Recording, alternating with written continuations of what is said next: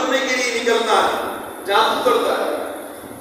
ایک عامل کے پاس جاتے ہیں، اس کو پیسہ دیتے ہیں، اس کو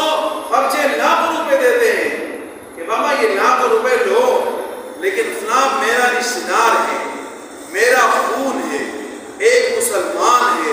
اس کا زندہ رہنا مجھے پسند نہیں تو اس کو مارو۔ اور کیسا ڈرپوک دشمن ہے،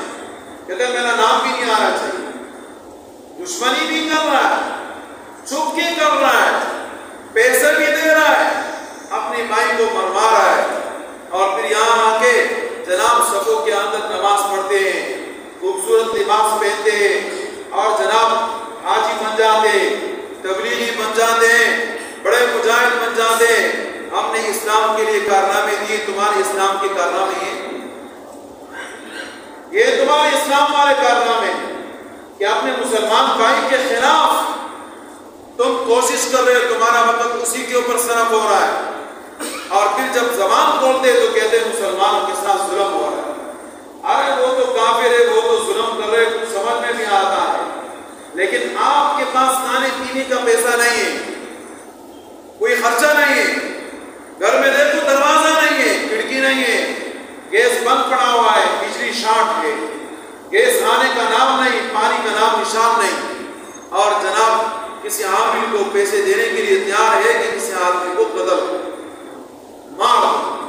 سارے قبرستان میں جا کے دیکھے جناب، کبھی کسی قبر سے تعویذ نکل آتے، کبھی جناب سوئیاں نکل آتی، کبھی بت نکل آتا ہے، کبھی کیا چیز نکل آتا ہے، کبھی کیا نکل آتا ہے۔ کیوں بھائی؟ اس لیے کہ مسلمان بھائی ہے، اس کو مارنا۔ اب یہ کام ہم کرتے ہیں، اور پھر گلا اور شکوہ کرتے ہیں کافروں سے۔ مسلمانوں دیکھو، اللہ رب العزت نے تمہارے لیے جو رزق مقرر کر رکھا ہے اس کو کوئی کھا نہیں سکتا، اس کو کوئی ختم نہیں کر سکتا۔ اللہ رب العزت کا وعدہ ہے وَفِي السَّمَاءِ رِزْقُكُمْ وَمَا تُوعَدُونَ، آسمان میں اللہ پاک نے تمہارا رزق لکھ لیا ہے، اور اس رزق کا اللہ پاک نے تمہارے ساتھ وعدہ فرمایا ہے۔ اللہ رب العزت کے ارشاد ہے کہ آپ اپنے اہل کو، آپ اپنی بیوی بچوں کو نماز کا حکم دیں، اور یہ ہے کہ رزق کے متعلق ہم سے سوال مت کرے۔ نحن نرزقک والعاقبۃ للتقوی، رزق ہماری ذمہ داری ہے، رزق ہم آپ کو دیں گے، لیکن آپ کا انجام اس وقت اچھا اور بہتر ہو سکتا ہے کہ قرآن سنت کے مطابق زندگی گزاریں۔ اب کسی آدمی کا روٹی پانی ہمیں پسند نہیں،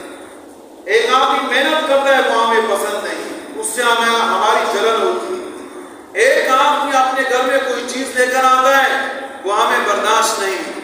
ایک آدمی خوبصورت لباس پہنتا ہے گھومتا ہے وہ ہمیں پسند نہیں، ہم اس کے متعلق باتیں شروع کر دیتے کہ بھائی یہ کہاں سے آتا ہے، یہ کس طریقے سے آتا ہے، کیسے اس نے کمایا، اس کے پاس تو پہلے پیسہ نہیں تھا، آپ اس کے پاس پیسہ ہے۔ ہماری زبانوں کے اوپر یہی چیزیں جاری ہے۔ اب جب یہ غیبت ہماری زبانوں کے اوپر ہوگا تو پھر ہم ترقی